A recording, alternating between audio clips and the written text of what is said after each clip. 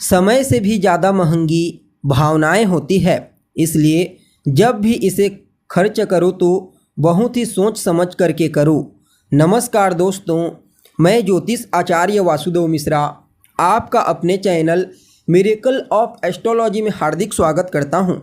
दोस्तों, आज का यह ज्योतिष का कार्यक्रम आप लोगों के लिए यानी कि कर्क राशि के जातकों के लिए बेहद ही ज़्यादा खास और विशेष कार्यक्रम साबित होने वाला है। आज हम बात करेंगे आपके वीकली प्रेडिक्शन के बारे में, आपके साप्ताहिक राशिफल के बारे में। जी हाँ, हर बार की तरह इस बार भी मैं आपको बताऊंगा कि कैसा रहेगा आपके जीवन काल का 22 अप्रैल से लेकर 28 अप्रैल के मध्य का संपूर्ण सप्ताह का हाल, जिसमें ग्रहों की गोचरीय स्थिति और चंद्रमा की स्थिति के आधार पर मैं आपको आपका साप्ताहिक राशिफल बताने जा रहा हूं।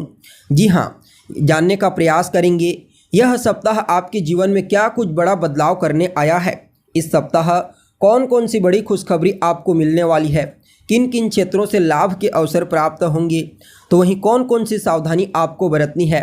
आपका स्वास्थ्य, आपकी शिक्षा, आपकी लव लाइफ, आपका वैवाहिक जीवन, पारिवारिक जीवन, भाग्य, करियर, बिजनेस, व्यापार और फाइनेंस के दृष्टिकोण से आपके लिए इस सप्ताह को कितना ज़्यादा लाभदायक कहा जा सकता है, सभी बातें आपको विस्तार पूर्वक बताएंगे। इसलिए कार्यक्रम को अंत तक देखिए। और अगर आप अपनी जन्म कुंडली पर हमसे परामर्श लेना चाहते हैं, जन्म कुंडली का विस्तार पूर्वक अध्ययन करवाना चाहते हैं, तो ऐसे में डिस्क्रिप्शन बॉक्स और वीडियो के अंदर आपको हमारा कॉन्टैक्ट नंबर मिल जाएगा, जहां से आप या तो व्हाट्सएप के माध्यम से या फिर डायरेक्ट फ़ोन कॉल के थ्रू अपॉइंटमेंट लेकर अपनी जन्म कुंडली का विस्तार पूर्वक विश्लेषण करवा सकते हैं। जी हाँ, तो दोस्तों, यहाँ पर दो बातों का आपको विशेष रूप से ध्यान रखना है। पहला कि मैं आपको यह जो राशिफल बता रहा हूँ, यह आपकी चंद्र राशि के आधार पर आपको बता रहा हूँ। अगर आपको अपनी चंद्र राशि मालूम नहीं है तो आप इसे अपनी प्रचलित नाम राशि के आधार पर समझने का प्रयास कीजिए। और दूसरा, यह जो साप्ताहिक राशिफल होता है ना दोस्तों, यह पूर्ण रूप से चंद्रमा के गोचर पर ही आधारित होता है, क्योंकि ज्योतिष शास्त्र में चंद्रमा को हमारे मन पर अधिकार दिया गया है। जिस प्रकार चंद्रमा हर 2.25 दिन में अपना राशि परिवर्तन करते हैं, ठीक उसी प्रकार हमारा मन भी है, यह हर समय बदलता रहता है। इसलिए हमारे दैनिक जीवन में जो कुछ भी घटनाएं घटित होती है, वह सब के सब चंद्रमा के कारण ही होता है। इसलिए वीकली प्रेडिक्शन के दरमियान चंद्रमा की स्थिति का, गोचरीय स्थिति का ज्ञान होना बेहद आवश्यक है। तो ऐसे में अगर इस सप्ताह के लिए चंद्रमा की गोचरीय स्थिति के बारे में बात की जाए, तो सप्ताह के शुरुआत में यानी कि 22 अप्रैल को चंद्रमा अपनी शत्रु राशि कन्या राशि में गोचर करते हुए केतु से पीड़ित होंगे, जिसके चलते कुछ मामलों में आपको सावधानी बरतनी है। हालांकि 23, 24 और 25 अप्रैल को चंद्रमा तुला राशि में बलवान अवस्था में गोचर करेंगे। क्योंकि पहले तो पूर्णिमा के आसपास के होंगे और ऊपर से देवगुरु बृहस्पति की दृष्टि से दृष्ट होकर गज केसरी नाम का राजयोग बनाएंगे। हालांकि 26 और 27 तारीख को पुनः एक बार आपको सावधान होने की आवश्यकता है, क्योंकि इन 2 दिनों में चंद्रमा अपनी नीच राशि में गोचर करेंगे। लेकिन सप्ताह का जो अंतिम पड़ाव होगा यानी कि 28 अप्रैल का दिन, वह बड़ा ही श्रेष्ठ होगा, क्योंकि चंद्रमा इस दिन अपने मित्र राशि धनु राशि में गोचर करेंगे, ऊपर से देवगुरु बृहस्पति की दृष्टि से दृष्ट होंगे। फलतः यह दिन आपके लिए बड़ा ही अद्भुत रहने वाला है। यानी कि कुल मिलाकर के देखा जाए तो शुरू का जो पहला दिन 22 तारीख और मध्य का दूसरा पड़ाव यानी कि 26 और 27 तारीख, इन 3 दिनों में चंद्रमा थोड़े कमज़ोर होंगे। बाकी 4 दिन आपको बड़ा ही अद्भुत और बेहतर परिणाम प्रदान करने का प्रयास करेंगे। जी हाँ, अब देखा जाए तो सप्ताह के शुरुआत में यानी कि 22 अप्रैल को चंद्रमा आपकी राशि से तृतीय स्थान में गोचर करेंगे। वैसे तो तीसरा स्थान जो होता है वह पराक्रम पुरुषार्थ का होता है, लेकिन यहाँ पर चंद्रमा अपनी शत्रु की राशि में केतु के साथ ग्रहण योग बना करके गोचर करेंगे, जिसकी वजह से थोड़ा बहुत आपको अपने कॉन्फिडेंस में कमी महसूस हो सकती है। जी हाँ, इस समय आप थोड़ा सा अपने आप को ऊर्जाहीन महसूस करेंगे। इस समय थोड़ा ज़्यादा ही हार्ड वर्क और मेहनत करने की आवश्यकता है अपने भाग्य को जागृत करने के लिए, क्योंकि यहाँ पर तीसरे भाव में गोचर करते हुए चंद्रमा अपनी पूर्ण सप्तम दृष्टि से आपके भाग्य भाव को दृष्टिगोचर करेंगे, जिसके चलते अगर आप हार्ड मेहनत नहीं करते हैं तो इस कंडीशन में फिर थोड़ी सी आपकी भाग्य की जागृति में कमजोरी आ सकती है। और इस समय पिता के साथ तालमेल तो बेहतर रहेंगे, लेकिन उसके लिए थोड़ा कड़ी मशक्कत आपको करनी पड़ेगी। धार्मिक क्रियाकलाप में आपकी रुचि बढ़ती हुई देखी जा सकती है। हालांकि उन सभी जातकों के लिए जो विदेश जाने के लिए प्रयत्नशील हैं, इसको बहुत ही बेहतर कहा जा सकता है। यहाँ पर भाग्य भाव में चंद्रमा की दृष्टि का पड़ना और कहीं न कहीं काफ़ी हद तक आपको अपने गुरुजनों का, अपने इष्ट का भी आशीर्वाद प्राप्त होगा।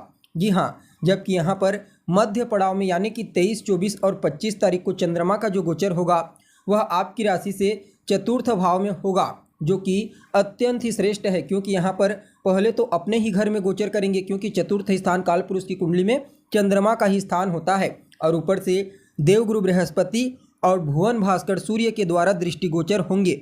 फलतः यहाँ पर चंद्रमा के पास विशेष बल होगा, जिसके चलते यह समय पहले तो आपके माता के स्वास्थ्य में सुधार करेगा, माता के साथ आपके तालमेल को बेहतर बनाएगा और कहीं न कहीं भौतिक सुख सुविधा जैसे कि भूमि, भवन, मकान, वाहन, इनसे संबंधित सुखों में वृद्धि करेगा। और यह समय आपके जीवन काल में आपके विशेष तौर पर सामाजिक वर्चस्व में मजबूती प्रदान करने वाला है। जो जातक राजनीति से जुड़े हुए हैं उनके लिए फ़ायदेमंद है, सामाजिक कार्य करते हैं उनके लिए फ़ायदेमंद, और जो लोग लंबे समय से गवर्नमेंट जॉब के लिए प्रयत्नशील हैं उन लोगों को भी कोई बहुत बड़ी खुशखबरी सुनने को मिल सकती है। यानी कि कार्य क्षेत्र को लेकर के अगर कहीं कोई चिंता है तो उस चिंता से आपको मुक्ति मिलेगी, क्योंकि यहाँ पर चंद्रमा, गुरु और सूर्य ये तीनों ग्रह आपके कार्य क्षेत्र की रूपरेखा को बदल करके रख देंगे। जी हाँ, तो वहीं यहाँ पर 26 और 27 तारीख को चंद्रमा आपकी राशि से पंचम भाव में गोचर करेंगे। हालांकि अच्छे घर में रहेंगे लेकिन नीच राशि में गोचर करेंगे, जिसके चलते थोड़ा बहुत संतान को लेकर के चिंता हो सकती है, चाहे संतान के करियर को लेकर के, उसके स्वास्थ्य या फिर उसकी शिक्षा को लेकर के। हालांकि यहाँ पर 11th हाउस में दृष्टि पड़ेगी, जिसके चलते आपकी इनकम की स्थिति को मजबूती प्रदान करेंगे। आपके पास धन का आगमन बड़ी मात्रा में आएगा, यानी कि आप समझ सकते हैं कि यह समय धन से संबंधित चिंता से आपको मुक्ति दिलाएगा। आपकी कोई मनोकामना है तो वह मनोकामना पूरी हो जाएगी। और यहाँ पर सप्ताह के आखिरी दिन यानी कि 28 अप्रैल को चंद्रमा का जो गोचर होगा आपकी राशि से षष्ठ भाव में होगा। यहाँ पर लग्नेश बनकर के षष्ठ भाव में गोचर करेंगे, तो कहीं ना कहीं स्वास्थ्य से संबंधित समस्या हो सकती है, लेकिन गुरु की दृष्टि से दृष्ट होंगी, इसलिए आप अपने स्वास्थ्य से संबंधित समस्याओं को खुद ही दूर कर लेंगे। और यह समय आपके रोग, ऋण और शत्रु इन तीनों को बिल्कुल पस्त कर देगा। और विद्यार्थियों के लिए तो कहना ही नहीं, खास करके प्रतियोगी परीक्षा के विद्यार्थियों के लिए बड़ा ही श्रेष्ठ समय साबित होगा। जी हाँ, और 12वें भाव पर दृष्टि पड़ेगी तो काफ़ी हद तक आपके खर्चे कम होंगे। आपको कोर्ट कचहरी के मामलों से काफ़ी हद तक मुक्ति मिलने वाली है। यानी कि कुल मिलाकर के देखा जाए तो 3 दिनों को छोड़कर बाकी 4 दिन आपके लिए बड़े ही अद्भुत होंगे। फिर भी इस समय को और बेहतर बनाने के लिए अपने माथे पर केसर का तिलक लगाइए। शनिवार और सोमवार के दिन 1 लोटा जल में 1 चुटकी सफ़ेद तिल और 1 चुटकी काला तिल मिला करके भगवान शिव के ऊपर या फिर शिवलिंग के ऊपर अर्पित करें। आपके लिए समय बड़ा ही श्रेष्ठ साबित होगा। जी हाँ, तो दोस्तों कैसी लगी आपको जानकारी? उम्मीद करते हैं जानकारी आपको पसंद आई होगी। जानकारी अच्छी लगे तो इसे अपने दोस्तों के साथ, अपने रिश्तेदारों के साथ शेयर अवश्य करें। अभी के लिए बस इतना ही। पुनः मुलाकात होगी एक नए और ताज़ा एपिसोड में। तब तक के लिए आप हमें इजाज़त दीजिए। नमस्कार।